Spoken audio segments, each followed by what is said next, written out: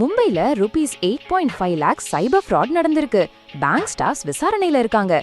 என்னதான் நடக்குது? சிபிஐ ஒரு பெரிய சைபர் ஃப்ராட் கேஸ்ல மியூல் அக்கவுண்ட் சம்பந்தமா தீவிரமா விசாரிச்சிட்டு இருக்காங்க. இந்த நெட்வொர்க் சட்டவிரோத பணத்தை மாத்த அக்கவுண்ட்ஸ் யூஸ் பண்ணுச்சு. இங்கதான் ட்விஸ்ட். பேங்க் எம்ப்ளாயீஸ் ஸ்கேமர்ஸ்க்கு ஹெல்ப் பண்ண மாதிரி தெரியுது. இவங்க ஆரம்பத்துல இருந்தே டீம்ல இருந்தாங்களா?